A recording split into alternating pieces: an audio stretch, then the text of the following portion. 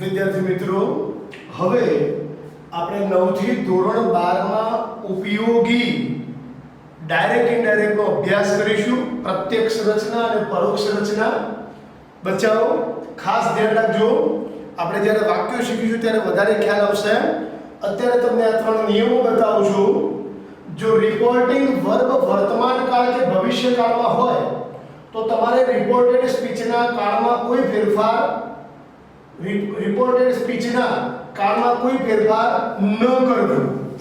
બરાબર?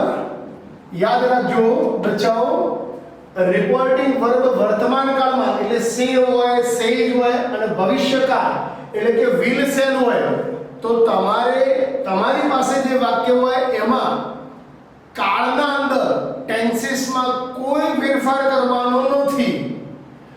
જો reporting verb ભૂતકાળમાં હોય એટલે કે સેડ હોય, રિપોર્ટિંગ વર્બ ભૂતકાળમાં હોય તો તમારે આ રીતે ડાયરેક્ટમાંથી ઇનડાયરેક્ટમાં ફેરફાર કરવાના છે. આપણે જોઈએ છીએ. યાદ રાખજો બચ્ચાઓ, રિપોર્ટિંગ વર્બ ભૂતકાળમાં હોય, રિપોર્ટિંગ વર્બ ભૂતકાળમાં હોય એટલે કે સેડ હોય, રિપોર્ટિંગ વર્બ ભૂતકાળમાં હોય એટલે કે સેડ હોય તો રિપોર્ટેડ સ્પીચમાં તમારે નીચે મુજબ એટલે અહીંયા મુજબ કાળમાં ફેરફાર કરવાનો છે. જો રિપોર્ટિંગ વર્બ ભૂતકાળમાં હોય, સેડ હોય, ટોલ્ડ હોય, આસ્ક્ડ હોય તો તમારે રિપોર્ટેડ સ્પીચના અંદર કાળમાં ફેરફાર કરવાનો છે. જો રિપોર્ટિંગ વર્બ ભૂતકાળમાં હોય તો તમારે રિપોર્ટેડ સ્પીચમાં કાળમાં ફેરફાર કરવો. સાદો વર્તમાન કાળ કે ભવિષ્યકાળ હોય તો તમારે રિપોર્ટેડ સ્પીચમાં કાળમાં ફેરફાર નથી કરવાનો, માત્ર સર્વનામ બદલવાના. એ કેવી રીતે બદલવાના એ આપણે આગળ વાક્ય જોઈશું એટલે ખ્યાલ આવશે બીજા વિડિયોમાં. આ ડાયરેક્ટ ઇનડાયરેક્ટ નો આપણો પહેલો વિડિયો છે બચ્ચાઓ, ધ્યાન રાખજો. This is the first video for direct indirect. અને પ્રત્યક્ષ રચના અને પરોક્ષ રચના કહેવાય. આગળ અપવાદ. રિપોર્ટેડ સ્પીચનું વાક્ય કહેવત હોય, નિયમ હોય, સનાતન સત્ય હોય, વ્યાખ્યા હોય, કુદરતી નિયમ દર્શાવતું હોય તો રિપોર્ટિંગ વર્બ ભૂતકાળમાં હોય તો પણ તમારે કાળ બદલવાનો નથી. એટલે કે દાખલા તરીકે જુઓ, the sun rises in the east. આ સનાતન સત્ય છે તો તમારે કાળમાં કોઈ ફેરફાર કરવાનો નથી. એને એમના એમ જ લખી દેવાનું. બરાબર? સનાતન સત્ય હોય, the water boils at 100 degrees Celsius. At that time also you cannot change the tenses in reported speech. Okay? Reported speech માં તમારે કોઈ કાળ બદલવાનો નથી. પછી એમાં રિપોર્ટિંગ વર્બ ભૂતકાળ હોય તો પણ કાળ નથી બદલવાનો. 2 and 2 make 4, 2 અને 2 4 થાય. એમાં બી તમારે કાળ બદલવાનો નથી. હવે બચ્ચાઓ આપણે અહીંયા જઈએ. જો રિપોર્ટિંગ વર્બ સાદા વર્તમાન કાળમાં હોય તો તમારે આ રીતે ફેરફાર કરવાના છે. જો એમ કે ઇઝ હોય તો ડાયરેક્ટમાંથી ઇનડાયરેક્ટમાં રૂપાંતર કરો એટલે કે પ્રત્યક્ષમાંથી પરોક્ષમાં રૂપાંતર કરો એટલે ઇઝ નું કે એમ નું વોઝ થાય. આર નું તમારે લખવાનું છે બચ્ચાઓ વેર. આર નું તમારે લખવાનું છે વેર. સમજો બરાબર? એમ અને ઇઝ નું વોઝ, એમ અને ઇઝ નું વોઝ, એમ અને ઇઝ નું વોઝ, એમ અને ઇઝ નું વોઝ થાય. આર નું વેર, આર નું વેર. હા બચ્ચાઓ, ઘણી વખત આર નું વોઝ કરવાનું આવશે. એ ક્યારે? આપણે બે વાક્ય જોઈશું એટલે ખ્યાલ આવશે. બોલનાર અને સાંભળનાર માનો કે એક વચનમાં છોકરો હોય તો હી સાથે વોઝ જ આવે પછી. કારણ કે રિપોર્ટેડ સ્પીચમાં તમને શું આપ્યું છે? You are. હવે યુ ની જગ્યાએ જ્યારે તમે હી લખો તો હી સાથે વોઝ જ આવે, પછી વેર ના લખાય. એ આપણે ધ્યાન રાખીશું થોડું. બરાબર? આમ તો જનરલી આર નું વેર થાય, આર નું વેર થાય, આર નું વેર થાય, આર નું વેર થાય, આર નું વેર થાય. હું અહીંયા યાદ રાખવા માટે કહું છું, કર્તાને ધ્યાનમાં રાખવો, કર્તાને ધ્યાનમાં રાખવો. એટલે ઘણી વખત તમારે વોઝ પણ કરવાનું આવશે. કર્તાને ખાસ ધ્યાનમાં રાખવાનો છે. બરાબર? અહીંયા યુ આર હોય, સાંભળનારમાં માનો કે કોઈ છોકરી હોય તો સી વોઝ લખાય, પછી સી વેર ન લખાય. આગળ હેઝ કે હેવ હોય તો તમારે અંબાલાલ મહારાજને પૂછવા જવાનું, એનું કીવર્ડ હેડ થાય. હેઝ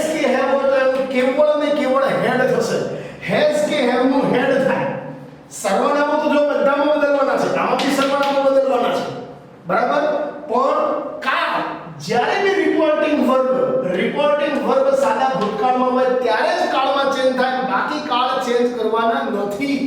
બચ્ચાઓ હેઝ હેવ નું હેડ થાય, હેઝ હેવ નું હેડ થાય, હેઝ હેવ નું હેડ થાય. હવે જો બચ્ચાઓ અહીંયા મેં ત્રણ વસ્તુ લખેલી છે, તો આ ત્રણ સાદા વર્તમાન કાળ માટે છે. બરાબર સમજો. These three part are for simple present tense. Don't અથવા doesn't હોય તો એનું તમારે didn't લખવાનું છે. શું લખવાનું છે? didn't. આનો મતલબ એવો થયો કે સાદા વર્તમાન કાળનો તમારે સાદો ભૂતકાળ કરવાનો. સાદા વર્તમાન કાળનો તમારે સાદો ભૂતકાળ કરવાનો. હવે દાખલા તરીકે પ્લે અથવા પ્લેઝ હોય તો એનો બી તમારે માત્ર સાદો ભૂતકાળ કરવાનો. ઈટ અથવા ઈટ્સ હોય તો ઈટ નું ભૂતકાળ થાય એટ, તમારે સાદો ભૂતકાળ કરવાનો. સાદા વર્તમાન કાળનો સાદો ભૂતકાળ, સાદા વર્તમાન કાળનો સાદો ભૂતકાળ, સાદા વર્તમાન કાળનો સાદો ભૂતકાળ, સાદા વર્તમાન કાળનો સાદો ભૂતકાળ. સમજો બચ્ચાઓ. ડોન્ટ અને ડઝન્ટ હોય તો ડિડન્ટ, ડોન્ટ અને ડઝન્ટ હોય તો ડિડન્ટ, ડોન્ટ અને ડઝન્ટ હોય તો ડિડન્ટ, ડોન્ટ અને ડઝન્ટ હોય તો ડિડન્ટ. સર્વનામો તો બદલવાના જ છે. ડોન્ટ અને ડઝન્ટ હોય તો ડિડન્ટ. ઓકે. પ્લે અને પ્લેઝ હોય, માનો કે પ્લે હોય અથવા પ્લેઝ હોય તો એનું પ્લેડ.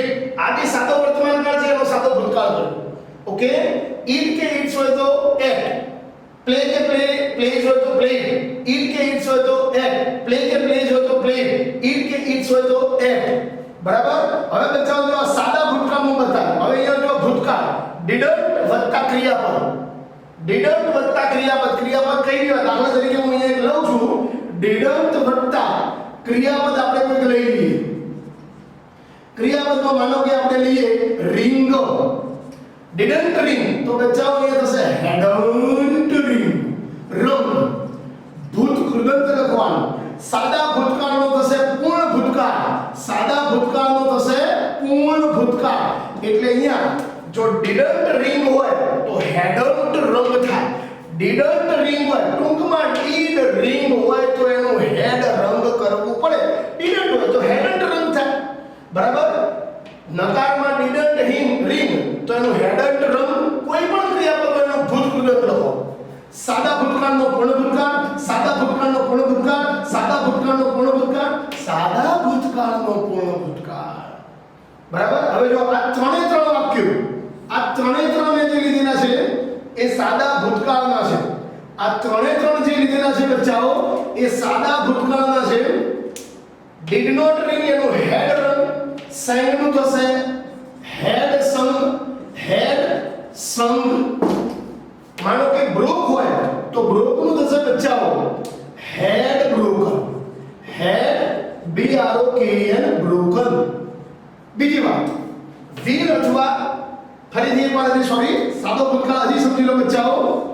સાદા ભૂતકાળનો પૂર્ણ ભૂતકાળ, સાદા ભૂતકાળનો પૂર્ણ ભૂતકાળ, સાદા ભૂતકાળનો પૂર્ણ ભૂતકાળ. હવે જો ખ્યાલ આવી ગયો ને. સેમ હોય તો હેડસન, સેમ હોય તો હેડસન, સેમ હોય તો હેડસન, સેમ હોય તો હેડસન.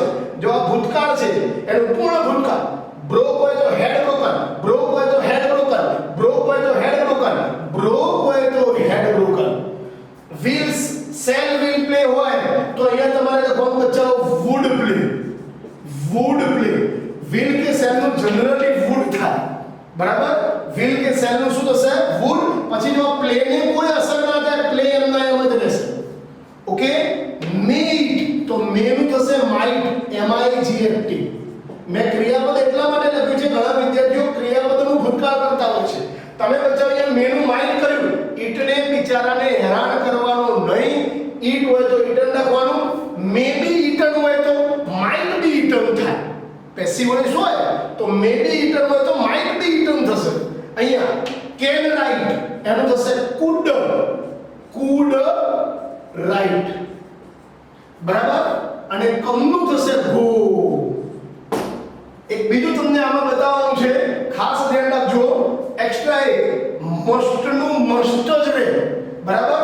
હવે જો કમનું ગો એ તમારે કર્તાને ધ્યાનમાં રાખવાનું છે. બોલનાર અને સાંભળનાર ને ધ્યાનમાં લો. જનરલી શું હોય કે જ્યારે બી સાંભળનાર મી હોય ત્યારે તમારે કમનું ગો કરવાનું નથી. બોલનાર છોકરો છે, સાંભળનાર છોકરી છે, રાજુ સેડ ટુ રાજવી, તો એટ ધેટ ટાઈમ તમારે કમનું ગો કરવાનું છે, બરાબર. પણ સાંભળનાર જ્યારે મી હોય ત્યારે તમારે કમનું ગો કરવાનું નથી. સાંભળનાર મી હોય ત્યારે કમનું ગો કરવાનું નથી. સાંભળનાર મી હોય ત્યારે કમનું ગો કરવાનું નથી. સાંભળનાર મી હોય ત્યારે કમનું ગો કરવાનું નથી. આપણે વાક્ય રચનાઓ જોઈશું એટલે તમને ખ્યાલ આવશે. અને બાકીના સાંભળનાર ને બોલનાર હોય એ સમયે આપણે કમનું ગો કરીશું. બીજું આના બે ત્રણ બાકી છે બચ્ચાઓ, અહીંયા લઉં છું જગ્યાના અભાવે. સમજો બચ્ચાઓ, હવે માનો કે વુડ પ્લે હોય તો બચ્ચાઓ વુડ પ્લે નો તમારે કોઈ ચેન્જ નથી કરવાનો, વુડ પ્લે જ રહે. વુડ પ્લે નો વુડ પ્લે જ રહે. માનો કે માઇટ પ્લે હોય તો, બરાબર, કુડ પ્લે હોય તો તમારે એનું કુડ પ્લે જ રાખવાનું છે. ઓકે. અને માઇટ પ્લે હોય તો આપણે માઇટ પ્લે રાખીશું. અને બીજું ખાસ યાદ રાખજો બચ્ચાઓ, મસ્ટ એનું મસ્ટ જ થાય, એમ્યુએસટી, મસ્ટ એનું મસ્ટ જ રહેશે. ડાયરેક્ટ માંથી ઇનડાયરેક્ટ માં રૂપાંતર કરીએ ત્યારે આ બધાને ધ્યાનમાં રાખવાના છે. મસ્ટ નું મસ્ટ જ થાય, એમાં કોઈ ચેન્જિંગ કરવાનું નથી. મસ્ટ ઈટ હોય તો મસ્ટ ઈટ જ રહે. ઓકે. હવે બીજા નજીકતા દર્શક શબ્દોને દૂરતા દર્શક શબ્દોમાં ફેરવવા. નજીક હોય એનું દૂરતામાં રૂપાંતર કરવું. તો જો ધીસ નું શું થશે? ધેટ. ધીસ નું શું થશે બચ્ચાઓ? ધેટ. ધીસ નું શું થશે? That. This, that, this, that. હવે બચ્ચાઓ ધીસ નું બહુવચન ધીસ, તો ધેટ નું બહુવચન શું થાય? ધોજ.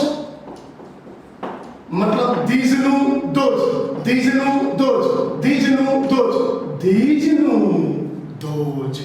આગળ here નું શું થશે બચ્ચાઓ? t h e r there. here નું શું થશે? there. here નું there. here નું there. here નું there. here નું there. now નું શું થશે? t h e n there. now નું શું થશે? t h e n there. now નું શું થશે? t h e n there. now નું શું થશે? THM there. Today નું that day. Today નું that day. Tonight નું that night. Tonight નું that night. Tonight નું that night. હવે આમાં ધ્યાન રાખજો. Yesterday જ્યારે ભૂતકાળ વાળું વાક્ય છે ત્યારે એમાં yesterday આવેલો last week, last year, last month, last Monday, last Sunday વગેરે વગેરે આપણને આપેલું હોય. તો બચ્ચાઓ જો yesterday નું થાય the previous day. The previous day. PREVIOUS DAY. The previous day. અથવા તમે આ લખી શકો મિત્રો the day before. The day before. Yesterday એટલે ગઈકાલે જતેરો દિવસ. તો the day before એટલે આજના દિવસ પહેલાનો. ઓકે. The day before પણ લખાય. આગળ last week તો એનું શું થશે? the PREVIOUS the previous week. અથવા બીજું શું લખાય? the week before. last year હોય તો the year before અથવા the previous year. last month હોય તો the previous month. last Sunday હોય તો the previous Sunday અથવા the Sunday before વગેરે આપણે લખી શકીએ. અહીંયા બીજો હું લખું છું આનું કૌંસમાં the week before. The week before.